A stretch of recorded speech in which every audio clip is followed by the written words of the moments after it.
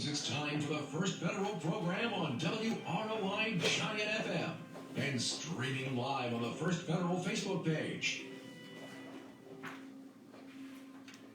It is an absolutely beautiful morning in downtown Rochester, 76 degrees, a little cloudy, the wind's died down at least for now, and right now the showers, they haven't made it to the area yet, so that's a good thing. Morning, Tanner. Morning, Paul. How you doing today? Not too bad. Like you said, a little cloudy outside. Showers looks like might be on the way a little bit, but they're not here yet. I did hear some rumblings of thunder this morning. Yeah, I was a little shocked at that. I wasn't expecting it, and I was sitting back at my desk, and all of a sudden I heard it, and I went, hey. Kind of made me jump a little bit, huh? A little bit. Yeah, but it looks like it's going to be a good weekend temperature-wise.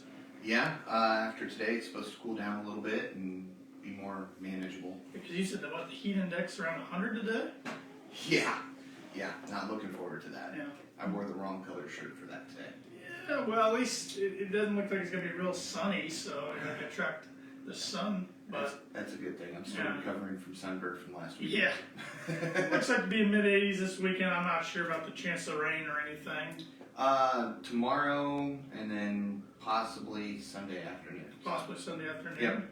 And Sunday, of course, is Father's Day. Yes, it is. So you still got some time if you haven't got your dad anything. Got a little bit. I told my dad that his gift was me. There you go. Thought maybe you'd watch the Indians game with them or listen to the Indians game or something. If he watches it, I'll have to buy him a new TV because if they start getting down, there might be a remote ending up in the middle of that TV screen. So. Come on, it's only June, a regular season game. Yeah, I know. Definitely don't watch postseason. Cleveland sports fans, I get it. But happy early Father's Day to all the fathers out there.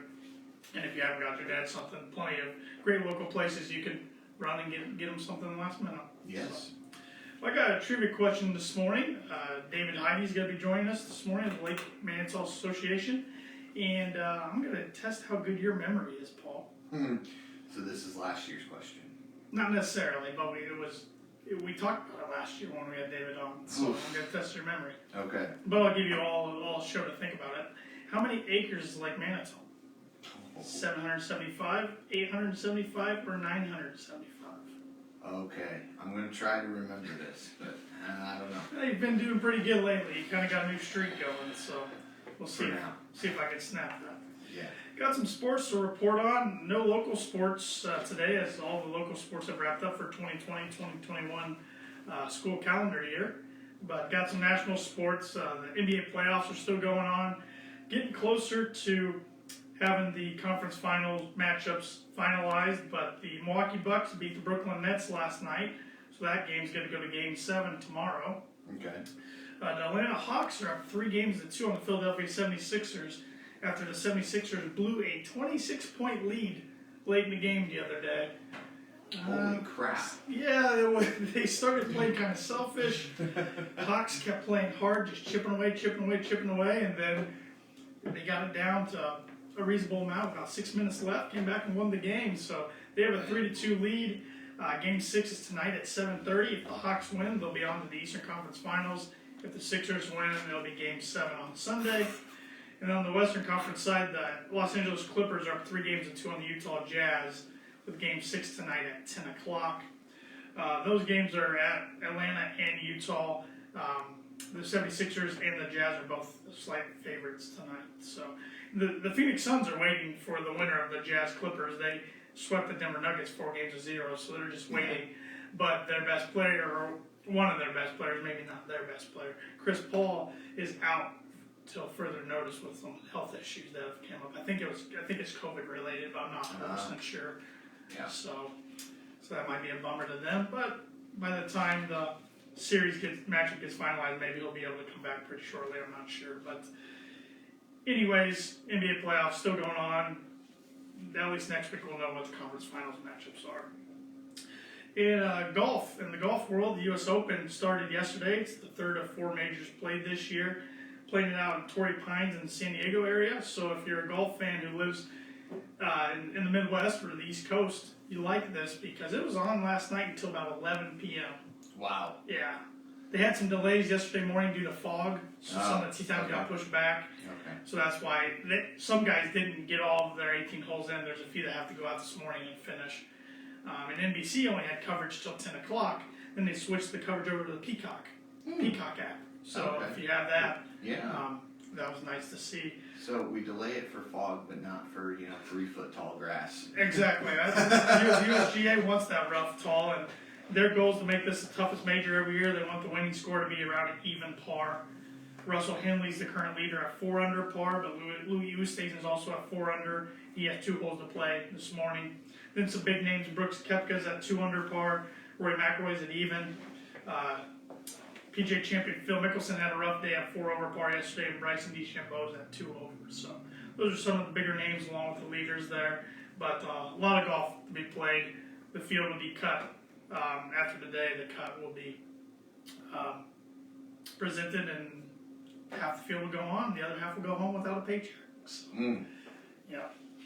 That's why I don't play golf. I can imagine. Hey, you don't know if you get paid or not until this. They always get their sponsor paid, but it's on you to play well enough to make the cut and at least get some money that week. So, got some tidbits here this morning. On this date, 1812, the War of 1812 began as the U.S. declared a war against Great Britain. You remember learning about that in history class? Yes, I do, and I remember going. I don't remember where it was at, but to see the reenactment of the War of 1812. Okay. So that was fun. On this day in 1928, Amelia Earhart became the first woman to fly across the Atlantic Ocean as she completed a flight from Newfoundland to Wales. She's done a lot. She did a lot. Yeah, she was a trendsetter, that's for sure. Oh yeah. On this day on 1961, Gunsmoke was broadcast for the last time on CBS Radio. It's a good program. Yeah. Can't say I've ever watched an episode, but I'm familiar with it. But yeah. Okay. It's okay. On this day in 1999, can you tell me what Walt Disney film was released? No. Tarzan. The cartoon version. There's been many different versions of Tarzan. Oh yeah. You could have gave me a clue on that one. I could have, but I just figured you're a movie buff, kind of. I thought you might get that one. Yeah. Yeah, we got some national days and international days today. It's International Picnic Day. It's National Go Fishing Day. Flip Flop Day. Take Back the Lunch Break Day. Clean Your Aquarium Day. Splurge Day. International Panic Day and International Sushi Day. Quite a few days. So you clean your aquarium, take some fish out, and have some sushi. Well, I'm not going to go there. But, I mean, that's kind of what it sounds like somebody did. But it's also Go Fishing Day. So yeah, see, you went fishing, had sushi, cleaned your aquarium. I mean, I guess if you want to put it all in one event, more power to you. But speaking of events, we got some upcoming local events going on. Fulton County Habitat for Humanity groundbreaking ceremony on their next build is going to be held today at noon. It's going to be at the corner of 7th and Fulton Street. The public is invited to attend. Hopefully the weather holds off for that. I was going to say, is that a weather permitting event, or will it happen regardless of the weather? That's an answer. I should have got that answer beforehand. I'm not sure, but you should know this, Daniel. I should. I'm on the board and I'm going to be there, but I don't know that answer off the top of my head. But hopefully we don't have to worry about any weather. That is at noon once again at the corner of 7th and Fulton Street, and the public is invited to attend. Really looking forward to breaking ground and getting our build going shortly. And I was talking about golf earlier. For any junior golfers who want to grow their skills or are looking to get introduced to the game, there's a couple different youth clinics going on. The Round Barn Golf Club out in Mill Creek is offering a free range golf clinic for children ages 6 to 14 from 6 p.m. to 8 p.m. on Mondays and Thursdays. That's going to be until July 22nd. Okay. And the Elks Golf Course is offering a summer golf camp starting this upcoming Monday for ages 6 to 9. Tuesday will be for ages 10 to 13, and Wednesday for ages 14 through 18. And then Thursday, the Hot Dog Invitational. Hours for that clinic's going to be from 9 a.m. to noon. Sign up is free, and you can call 574-223-4427 for more information or to get signed up. Okay. So, yeah, if your kid's interested in getting introduced to the game, 2 great clinics going on, so that's fantastic. I want to give some flowers to all the local area students who recently collected awards and scholarships. Yes. On scholarships. Congratulations to all those. I definitely didn't have enough time to list everybody. So. That's a whole show in itself. Yeah, it is, but congratulations on all your hard work paying off there. And I want to give some flowers to Amy Severns of our Rochester branch. She celebrated her 30th work anniversary yesterday. Hey, happy anniversary. Yeah, she's been a part of a lot of different departments over the years, and now she's in our accounting department, does a great job. Just congratulations to her for 30 years is something to be pretty proud of, good milestone, and shows off just her amount of good service she's given not only to First Federal but to our community. So congratulations, Amy. Got some money news this morning. The futures lost 51 points this morning, and the Dow itself went down yesterday 210 points, or 0.62%, to 33,823. The Dow for the week, the blue chip Dow down 1.9% for the week, the lowest it's been since January. Wow. And the S&P 500 is down 0.6%. So hopefully it can rebound today, but for the week it's already taken a L. But as Mr. Dick Belcher would say, it's either going to go up or down. Absolutely. Pay attention to see what it does today. And we were talking about the jobless claims last week. The jobless claims increased this week to the highest level in a month. Wow. And they didn't see that coming, so that was kind of unfortunate, but hopefully that'll turn itself around as well. Let's hope. Today at First Federal, we're open from 8:30 to 5, and tomorrow from 8:30 to noon. We'd love to see you, whether it's in our lobby or through our drive-thru. And if you just want to simply get some cash, our ATM's open 24/7. And of course, you can always bank with us online and with our free mobile app, which you can download from either the Google Play Store or the App Store. So depending on your Android device or Apple device, you can find it. Type in First Federal Savings Bank, look for the white star with the green background, and click download. We got a summer purchase special going on right now, Paul. For all purchase fixed rate sellable loans that are disclosed from now through July 31st, 2021, of course, we will be giving a lender credit of $500 towards standard closing costs. Hey, that's awesome. Pretty good deal. Yeah. So if you're in the market for looking for a new home, please take advantage of that. And if you want more information about that, our loan originators Ben Dalton and Stacy Wilson here in Rochester and Winamac can definitely provide you with more details. Okay. And if you're looking to open up a new checking account, we offer Simply Free checking accounts and Simply Free business checking accounts. And right now, when you open up a checking account, you will get a free gift, which our gift should be arriving today. We had some shipping problems with our gift, but they should be arriving today. They're going to be a wall charger. Oh, okay. So it's a charger that's got about 3 different outlets plus USB outlets on it. Ooh. So I need to refer somebody so that I can get that. yeah, and I'm glad you brought that up, because if you already have a checking account with us and don't feel like opening up another one to get that gift, you can refer a friend. They come in, open up an account. Not only will they get a new gift, will they get a gift for opening up a new account, you will get a gift too for referring them. And you can do that online too. Okay. You can find that link on our website and on our social media pages. Which, speaking of our social media pages, please give us a like on Facebook. Follow us on Twitter and Instagram at FF Banking is our handle on those. You can also like our LinkedIn page and subscribe to our YouTube channel, which you can watch all of the First Federal radio shows from the past 3 years. I believe we have them all on there. Okay. So, and along with other things, interviews, TV commercials, product information videos, all sorts of things. We're the only locally owned bank in Fulton County. We don't want to be the biggest bank, just the best. Borrowers must meet underwriting guidelines. We're FDIC insured and an equal housing lender. And our NMLS number is 399927. And that makes us legal. That makes us legal.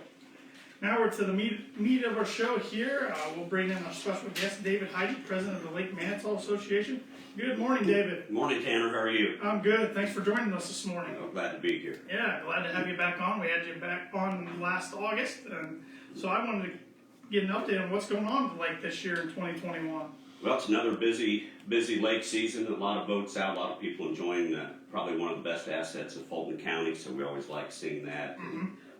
As an association, we're all about trying to keep Lake Manitou the best it can be for everyone, whether you're an old guy on a pontoon like me, or on a fishing boat, or behind a wake boat like you young guys. We try to take care of everybody. So it's an ongoing process, and things are going well. Great to hear. I know that's right in your mission statement there. Right. So, well, one thing I wanted to ask you about is what events are going on? Any projects, new projects, or any fun events going on around the lake? We actually have our annual meeting tomorrow morning at Okay. 9 o'clock at the Moose. So all paid members will have the opportunity to vote at the annual meetings. We update everyone on what we have going on, and also elect board members. So I want to take just a second. You know, I've been involved in a lot of boards over the years, and the LMA board is a very, very active board. So a special shout out to all of them and thanks for being very active as a board. You know, we don't have anybody paid on board. It's all up to those volunteers on the board. So it's a great board. We'll be electing a portion of the board tomorrow, and so I encourage everyone that's a member to come out. There's approximately 600 homes on the lake, and typically in a normal year we get about half of those to join LMA. Great. So, yeah. Speaking of your board, how many board members are on the board? How many? It's a 12-person board. 12-person board. Right. Is there term limits on there, or how? It's 3 years. 3 years. 3 terms? years. Those go quickly. Yeah. But it's Sure. yeah, it's a 3-year term. 3-year term. Yeah. And if somebody's interested in becoming a board member, what would be their process? So you just have to be a paid member of the association. We've had people calling in this week and adding their names to the ballot. I am thrilled to say that everyone that's on the board is trying to retain their seat. We do have one board seat that is going to be vacant that will be filled by a new board member.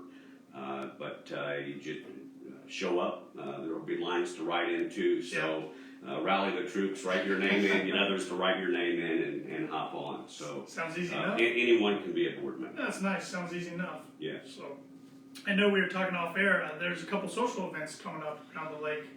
Yes, we on July 3rd, the Jake Dodd Band is going to be at the Moose playing. That's always a great event, and so they were on the lake last year, and they're going to be at the Moose this year. There's going to be another band warming up before, so it'll be a fun evening for everyone. So I would encourage everyone to come out.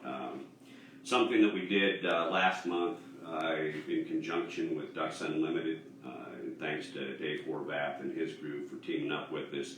But the DNR came in and we did a boater safety. We have a lot of new people on the lake, and everybody can be better at driving a boat and understand what those lighted buoys are all about and which side to be on and everything. So we did that before. July 24th, we're doing a poker run.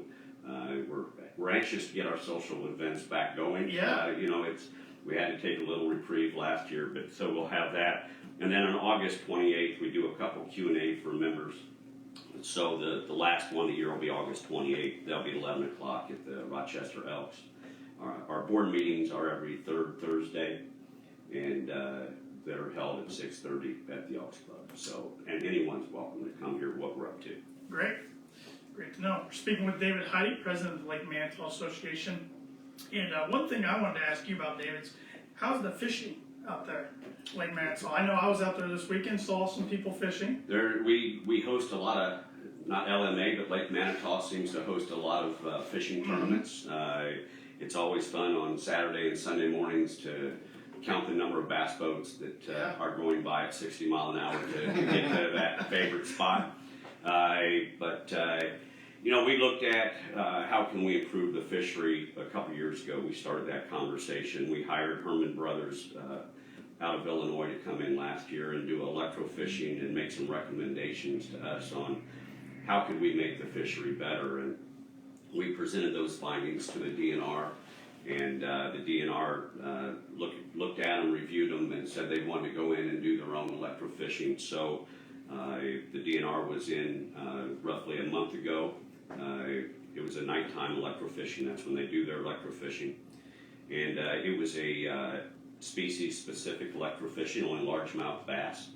I was actually on the boat with them, one of the net guys, and we found some really nice largemouth. So that was fun. They're in the process now. Actually, this week they have some gill nets and trap nets out that they're doing a multi-species testing now, so they'll be out electrofishing again either tonight or next week. So if any of you listeners are seeing a strange-looking boat with electrodes hanging in the water late at night at your seawall, that's what's going on. So. And I'm guessing if the listener doesn't know exactly what electrofishing means, it kind of means what it sounds like. There's electricity put in the water, it stuns the fish. Yep. The fish float up, they're netted, they're measured, they're weighed, they're not hurt, Yep. and they're put right back in. Yep. So, and it was really a fun thing to do to see all the different species, because even though we were targeting only largemouth, all that means is we're only bringing those on the boat. Yeah. We're still seeing everything Yeah, else. you So. still zap a few other kinds. Yeah, So,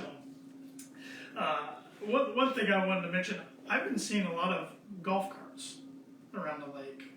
I think it's safe to say that we're quickly becoming a lake community. Yeah. You drive around the lake, it used to be a lot of 25A cars, and now it's a whole lot other than local cars and vehicles, a lot of out of state, and obviously there's COVID pricing around the lake too, Yeah. and a lot of people have decided that they can work remotely, and let's go find a beautiful lake like Lake Manitou and work from there. And as you have those changes, you see that, and people think the lake community, they think about golf carts, and Absolutely.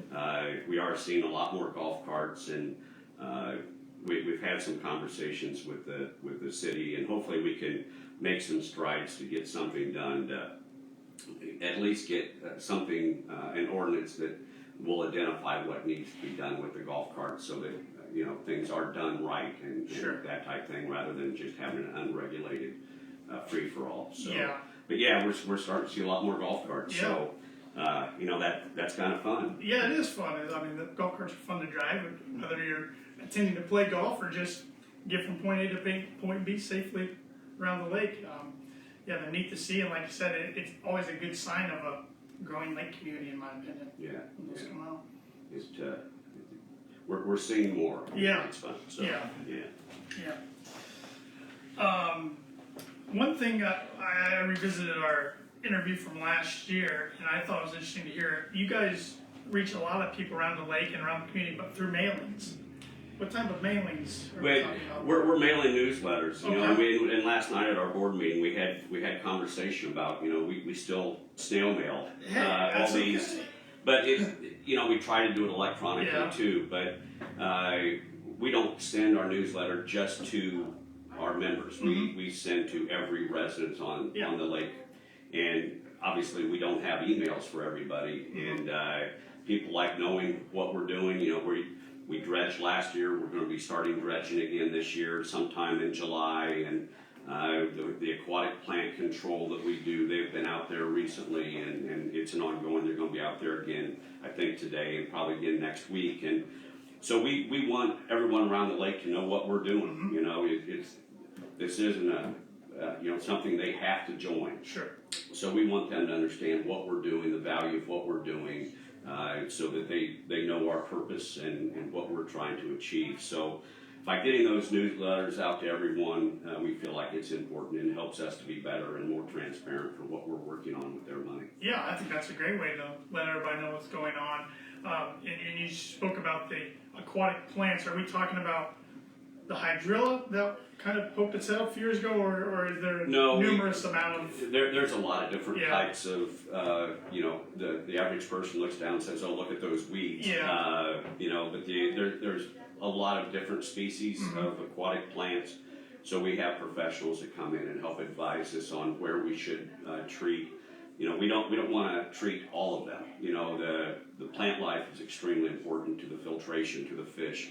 A lot of the fish issues we have right now are because of the hydrilla and the fact that they killed all aquatic plants for a decade. If you take away all the fish hiding places, the big fish will win in time. Sure. And so that's why we're struggling to get our ecosystem back. So we only want to treat the aquatic plants in the high traffic areas, and our purpose is to keep people having good access to the main body of the lake. That's the purpose of our dredging. That's what we do, is try to make people have the best experience that we can on Lake Manitou. So aquatic plant control is a big part of that. So. Yeah, because I know you mentioned last year that a decade ago, before the hydrilla really became a problem, Lake Manitou is known as one of the best lakes to fish on in the whole state. Right, right. And- Yeah, it has been a world-class fishery, for a long time. Yeah. So, but yeah, hopefully we can get that corner turned and working jointly with DNR. We would like to see some restocking, some reintroduction of different species, some predator species, to clean up some of the white bass and the carp and those non-productive fish. Is there any new laws or rules on the lake this year? I know last year you mentioned a couple different new ones that came about.